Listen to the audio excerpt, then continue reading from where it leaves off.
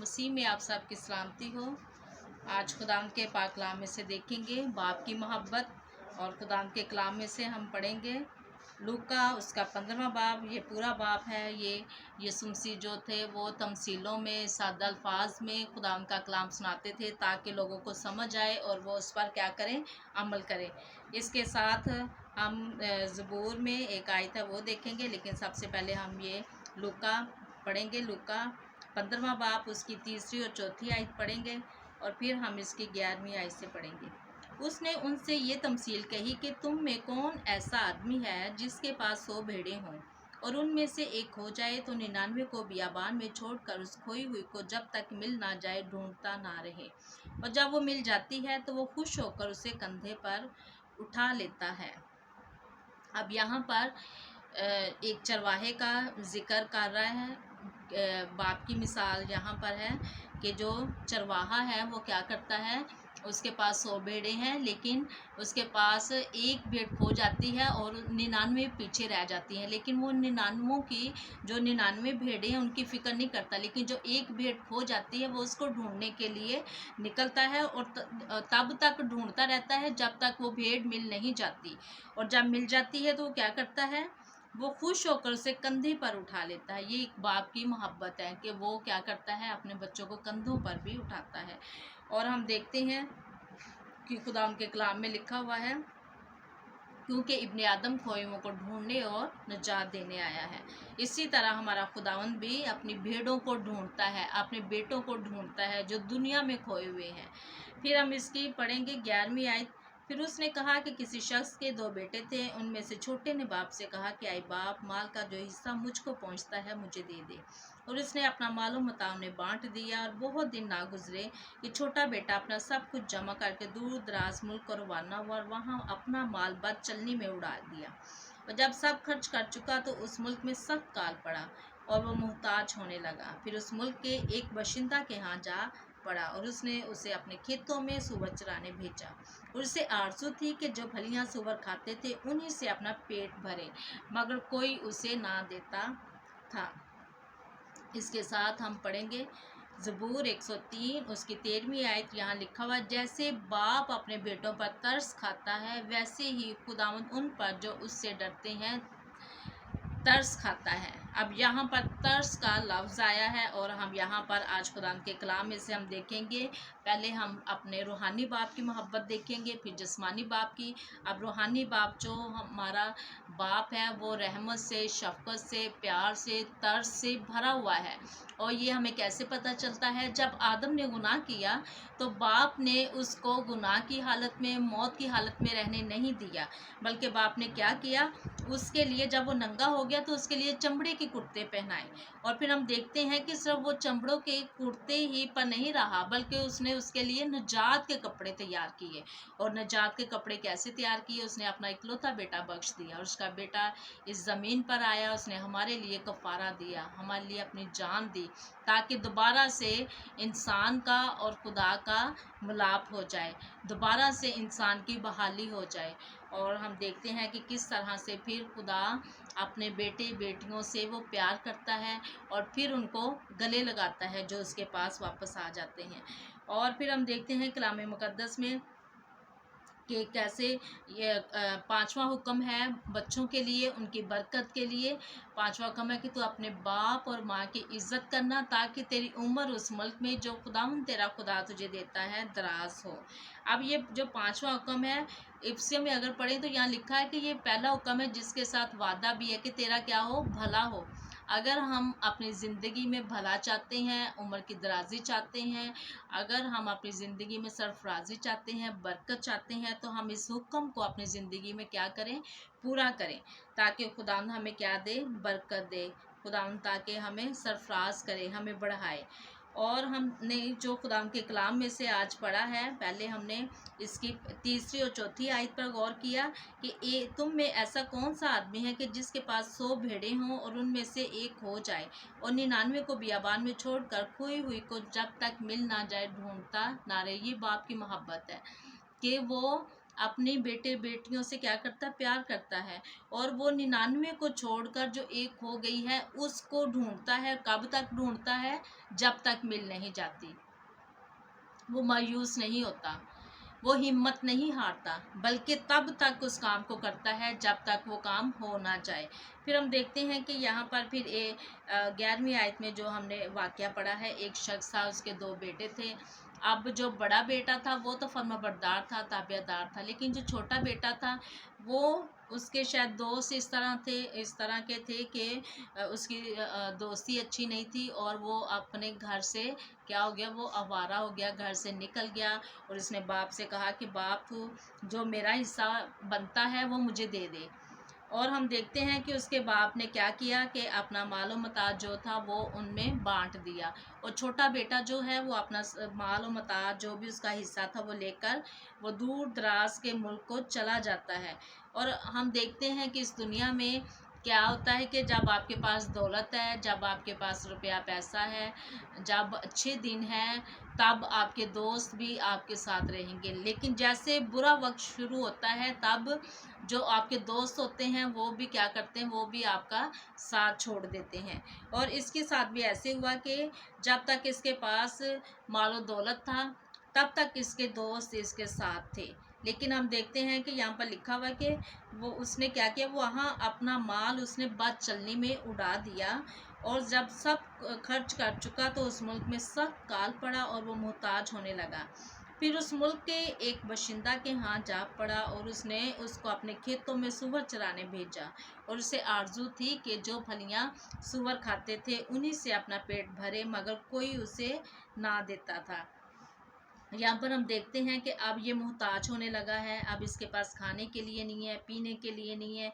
और ये जब खाने के लिए कुछ नहीं है तो अब इसको काम क्या मिला है कि ये एक बाशिंदा के यहाँ जाता है और वो अपने खेतों में इसे सूअर चराने का काम देता है। और उसे ये आरजू थी कि जो फलियाँ ये सूअर खाएं, तूने भी उन्हीं से अपना पेट भरना है। लेकिन कलाम मुक़द्दस में लिखा है कि वो भी उसे, मगर कोई उसे ना देता था, वो जो फलियां थी वो भी उसे नहीं मिलती थी। फिर एक दिन उसने क्या किया, वो होश में आया। अब उसे अपने बाप का घर याद आया, उसे अपना बाप याद आया कि मैं अपने बाप के घर में कैसे इज्जत के साथ बैठकर खाना खाता था, और कैसे मेरे घर में इज्जत थी, मुझे प्यार मिलता था, बाप मुझे प्यार करता था, घर के अफराद मुझे प्यार करते थे। और यहाँ पर मैं क्या कर रहा हूँ, मैं भूखा मर रहा हूँ, और यहाँ पर कोई मेरी परवाह नहीं करता। और अब जब वो होश में आता है तो वो एक फ़ैसला करता है। अब वो उसने होश में आकर कहा कि मेरे बाप के बहुत से मज़दूरों को अफराद से रोटी मिलती है। अब उसको याद आ रहा है कि मेरे बाप के घर में तो जो मज़दूर हैं, जो नौकर हैं, वो भी मुझसे अच्छी ज़िंदगी बसर कर रहे हैं। उनको बड़ी इज़्ज़त के साथ खाना दिया जाता है और बड़े अफराद से खाना मिलता है। तो वो क्या कहता है कि मैं यहाँ भूखा मर रहा हूँ। अब वो फैसला करता है कि मैं उठकर अपने बाप के पास जाऊंगा। अब ये भी एक अच्छी खूबी थी इसके अंदर कि इसने फैसला कर लिया, इसने तौबा कर ली, इकरार किया कि मैं क्या करूँगा, मैं वापस अपने बाप के घर जाऊँगा और उससे कहूँगा कि आए बाप, मैं आसमान का और तेरी नज़र में गुनहगार हुआ। अब यहाँ पर हम देखते हैं कि ये कह रहा है मैं आसमान का और तेरी नज़र में, यानी आसमानी बाप का और तेरी नज़र में मैं क्या हुआ, गुनहगार हूँ। क्योंकि इसने 5वां हुक्म भी क्या किया था, उसने उस हुक्म को तोड़ा था, नाफरमानी की थी। और हम देखते हैं कि जब बच्चे औलाद छोटी होती है, माँ बाप क्या करते हैं, उनको पालते हैं, उनकी परवरिश करते हैं, मेहनत करते हैं, सख्त धूप हो, गर्मी हो, सर्दी हो, वो क्या करते हैं, मेहनत करके उनको क्या करते हैं, पालते हैं। लेकिन जब माँ बाप की बारी आती है कि उनकी खिदमत की जाए, उनकी परवरिश की जाए, तो इसने क्या किया, ये उनसे दूर चला गया। या ऐसे होता है कि नौजवान अपनी ही ख्वाहिशों में या बच्चे अपनी ही ख्वाहिशों में लगे रहते हैं और माँ बाप की फ़िक्र नहीं करते, उनकी परवाह नहीं करते, उनका हुक्म नहीं मानते, और इस तरह से क्या करते हैं, वो खुदा के हुक्म को तोड़ते हैं अपनी ज़िंदगी में, और बहुत सारी बरकतों से क्या हो जाते हैं, महरूम हो जाते हैं। क्योंकि खुदावंद के इस हुक्म में बहुत सारी बरक़ात है। इफ्सियों में लिखा हुआ है कि ये पहला हुक्म है जिसके साथ वादा भी है, कि तेरा भला होगा, तेरी उम्र दराज होगी। और अगर हम चाहते हैं कि हमारा भला हो, हमारी उम्र दराज हो, हम सरफराज हो, हम तरक्की करें, हम बढ़ें, तो ये जो 5वां हुक्म है हमने क्या करनी है, इसकी तकमील करनी है। हमारे मसीहा ने भी कलाम मुकद्दस में लिखा हुआ है कि वो अपने माँ बाप के ताबे रहा जब तक वो ज़मीन पर था। हम देखते हैं बल्कि सलीब पर भी, वो जब सलीब पर है वो वहाँ पर भी क्या कर रहा है, अपनी माँ की फ़िक्र कर रहा है। और एक ऐसे शागिर्द के ज़िम्मे उसने अपनी माँ को लगाया कि जो उसे पता था कि ये अच्छी ज़िम्मेदारी को पूरा करेगा, मेरी माँ की क्या करेगा, खिदमत करेगा, इसकी फ़िक्र करेगा। और ऐसे शागिर्द के हाथ उसे सौंपा था। और इसी तरह हम देखते हैं कि जब हमारे मसीहा ने हमें ये नमूना दिया, तो आज ज़रूरत है कि हम भी क्या करें, अपने मसीहा के नक्शे कदम पर चलें और इस हुक्म को अपनी ज़िंदगी में पूरा करें। अब ये क्या कह रहा है कि मैं आसमान का और तेरी नज़र में गुनहगार हुआ, अब इस लायक नहीं रहा कि फिर तेरा बेटा कहलाऊं। तो क्या कर, मुझे अपने मज़दूरों जैसा रख ले। उसे पता था कि मज़दूरों को भी यहाँ बड़ी इज्जत मिलती है, उनको भी अच्छे से खाना मिलता है, उनको पहनने के लिए कपड़ा मिलता है, खाने के लिए रोटी मिलती है, पानी मिलता है, रिहाइश उनके रहने के लिए जगह मिलती है। तो वो वहाँ जानवरों के साथ रह रहा था। वो बाप से कह रहा है कि तू मुझे अपने मज़दूरों जैसा ही कर ले। अब वो फैसला करता, वो उठ कर कहाँ जाता, अपने बाप के पास जाता है। अब बाप के अंदर जो 3 खूबियाँ हैं वो मैं आपके सामने शेयर करूँगी। सबसे पहली जो बाप के अंदर खूबी है वो है माफ़ करने की। जब जो औलाद होती है नाफरमान होती है, जैसे ही वो इकरार करती है अपनी गलती का, नाफरमानी का, तो बाप क्या करता है, फ़ौरन से उसको माफ़ कर देता है। फिर दूसरी जो खूबी है वो है मोहब्बत करने वाला। बाप कैसा है, मोहब्बत करने वाला। औलाद चाहे नाफरमान हो, हुक्म माने या ना माने, इसके बावजूद बाप क्या करता है, प्यार करता है। उनकी मोहब्बत में, उनके प्यार में कमी नहीं होती। और फिर तीसरी बात है वो गले लगाने वाला है। और यहाँ पर हम देखते हैं कि बाप जो है, अब वो क्या करता है, वो उठकर जब अपने बाप के पास चला तो वो अभी बहुत दूर ही था कि उसे देखकर उसके बाप को तरस आया। अब हमने आसमानी बाप के बारे में भी अभी पढ़ी थी, ये आयत सीखा कि वो कैसा है, वो तरस खाने वाला है। यहाँ लिखा 13वीं आयत में 103 ज़बूर, जैसे बाप अपने बेटों पर तरस खाता है, वैसे खुदा उन पर जो उससे डरते हैं तरस खाता है।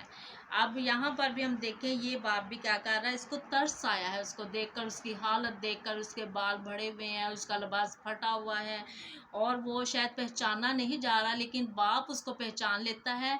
और बाप क्या करता है, जब उसको देखता है तो दौड़ कर उसको गले लगाता है। और ये चूँकि बुजुर्ग बाप था, लेकिन इसके बावजूद ये क्या कर रहा है, ये भाग रहा है, ये दौड़ कर इसने अपने बेटे को गले लगाया है। और हम देखते हैं कि बाप ने, अभी वो बहुत दूर था कि बाप की नज़र पड़ गई। बाप की नज़र इसलिए पड़ी कि शायद वो हर रोज़ और हर वक्त वो उस रास्ता को देखता होगा कि शायद मेरा बेटा आज वापस आ जाए, शायद वो आज वापस आ जाए। और इसलिए अभी भी बाप की नज़रें उस रास्ता पर थी जहाँ से उसके बेटे ने वापस आना था। और अभी वो बहुत दूर ही होता है कि बाप की नज़र बेटे पर पड़ती है और बाप उसको पहचान लेता है, बाप को उस पर तरस आता है और वो दौड़ता है और उसको गले लगाता है। और हम देखते हैं कि शायद बाप के अंदर वो कुव्वत नहीं है, वो ताकत नहीं है, लेकिन बेटे को देखकर उसके अंदर क्या आ गई, कुव्वत आ गई, ताकत आ गई। और वो उसने दौड़ना शुरू किया और भाग कर अपने बेटे को क्या किया, उसने गले लगाया और फिर उसने चूमा।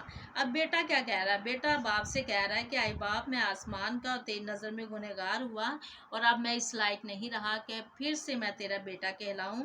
तो लेकिन बाप इस बात की परवाह नहीं करता कि मेरा बेटा क्या है, ये नाफरमान है। बाप को अपनी खुशी की अब पड़ गई है। बाप ने अपने नौकरों से कहा कि अच्छे से अच्छा लिबास जल्द निकाल कर से पहनाओ और इसके हाथ में अंगूठी और पाँव में जूती पहनाओ। और हम देखते हैं कि यहाँ पर जो बाप उसको लिबास देता है, उसको अंगूठी पहनाता है, जूती देता है, तो इसका ये मतलब है कि दोबारा से इसका रिश्ता उस घर में बहाल हो जाता है। अंगूठी से मुराद है कि दोबारा से बाप उसको इख्तियार में बहाल कर देता है, कि फिर से वही बेटे का और बाप का रिश्ता बहाल हो जाता है।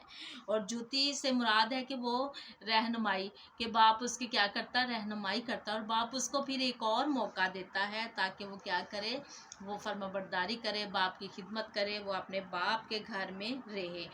और फिर हम देखते हैं कि इसके साथ बाप और क्या करता है, और पले हुए बछड़े को वो अपने नौकरों से कहता है कि पले हुए बछड़े को लाकर ज़बह करो ताकि हम खाकर क्या करें, हम खुशी मनाएं, क्योंकि मेरा ये बेटा मुर्दा था अब जिंदा हुआ है, खो गया था अब मिला है। पास वो खुशी मनाने लगे। अब यहाँ पर जिक्र है कि ये मेरा बेटा मुर्दा था, यानी कि मर गया था अब जिंदा हुआ, खो गया था अब मिला है।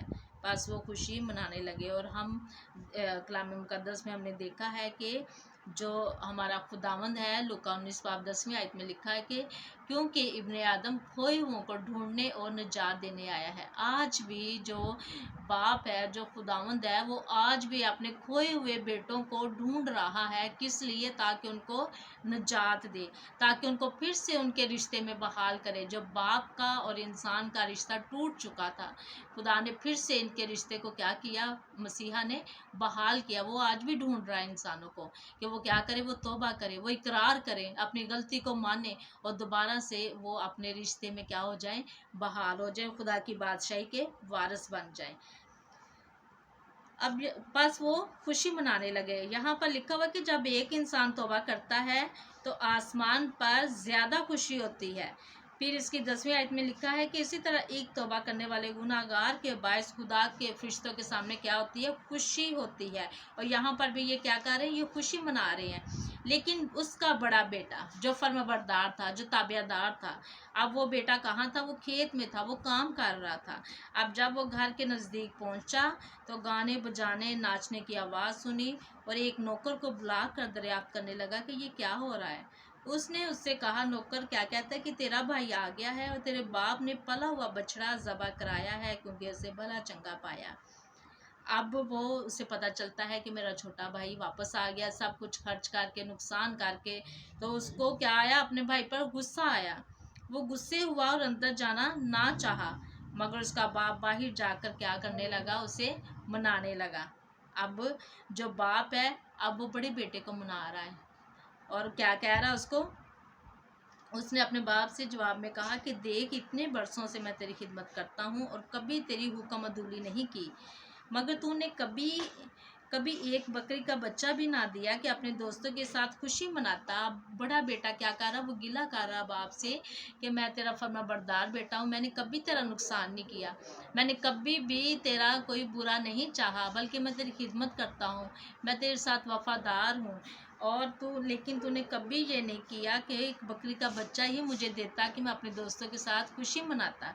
तो बाप क्या कह रहा है, और वो ये भी कह रहा है कि देख, मैंने इतने बरसों से तेरी खिदमत की है और कभी तेरी हुक्म अदूली नहीं की, मगर तूने कभी एक बकरी का बच्चा ना दिया कि अपने दोस्तों के साथ खुशी मनाता। लेकिन जब तेरा ये बेटा जिसने तेरा माल कस्बियों में उड़ा दिया, तो तूने उसके लिए पला हुआ बच्चा ज़बह कराया। उसने उससे कहा, बेटा तू तो हमेशा मेरे पास है, तू तो हमेशा मेरे पास है, जो कुछ मेरा है वो सब तेरा है। लेकिन खुशी मनाना और शादमान होना मुनासिब था, क्योंकि ये तेरा भाई मुर्दा था अब जिंदा हुआ है, ये खोया हुआ था अब मिला है। और हम देखते हैं कि किस तरह से ये बाप की मोहब्बत है कि बाप अपने बेटे से कैसे प्यार करता है, उसको वो नाफरमान नहीं मानता। ये बाप की मोहब्बत है कि वो अपने बेटे से वो उसी नज़र से देख रहा है जैसे बड़े बेटे को देखता है। उसका बड़ा बेटा कह रहा है, मैंने तो कभी तेरी हुक्म अदूली नहीं की, मैंने तेरी खिदमत की है, मैं तेरा फर्माबरदार रहा हूँ और मैं इतने बरसों से तेरे साथ हूँ, मैंने तेरी खिदमत की है। लेकिन ये तेरा ये लाडला बेटा जिसने तेरा सारा मालो मता उड़ा दिया और अब ये आ गया, तूने इसको भला चंगा पाया है, इसके लिए तूने पला हुआ बछड़ा ज़बह कराया है। लेकिन ये बाप की मोहब्बत है कि बाप कह रहा है कि खुशी मनाना, शादमाना होना मुनासिब था, क्योंकि ये तेरा भाई मुर्दा था अब जिंदा हुआ, खो गया था अब मिला है। और आज का जो दिन है ये हमारे लिए सबक हम इससे सीख सकते हैं कि कैसे हमने अपने बाप से प्यार करना है, उनकी फर्माबरदारी करनी है, उनसे मोहब्बत करनी है। क्योंकि हम देखते हैं कि ये बाप की मोहब्बत, वाहिद बाप की मोहब्बत है कि बाप चाहता है कि मैं जिस जगह पर हूँ, मेरे जो बेटे बेटियाँ हैं वो इससे भी ऊपर वाली जगह पे हों, वो मुझसे आगे बढ़े, वो मुझसे ज़्यादा तरक्की करे, वो मुझसे ज़्यादा सरफराज हो। ये बाप की मोहब्बत है कि वो चाहता है कि मेरी औलाद क्या हो, मुझसे ज़्यादा बढ़े। हम देखते हैं कि कोई और रिश्ता जो है वो इस बात को कबूल नहीं करता, ना वो खुश होते हैं इस बात से जब कोई बढ़ता है, जब कोई सरफराज होता है, जब कोई तरक्की करता है। वाहिद एक बाप है, माँ है जो खुश होते हैं कि उनकी औलाद, उनके बेटे बेटियां उनसे ज़्यादा जब वो बढ़ते हैं, सरफराज होते हैं, उनको ज़्यादा इज्जत मिलती है, तो माँ बाप क्या होते हैं, वो खुश होते हैं। पर हम देखते हैं कि वो अपने बच्चों के लिए किस कदर मेहनत करते हैं। माँ जो है वो घर में बच्चों को पालती है, बाप जो है वो हर तरह की मुसीबत का, मुश्किल का सामना करता है, धूप में, गर्मी में, सर्दी में वो अपने बच्चों के लिए कमा के लाता है ताकि उनकी परवरिश करे, उनको अच्छी तालीम दिलवाए, वो उनको अच्छे से अच्छे उनका क्या करे, उनकी ज़रूरतों को पूरा करे।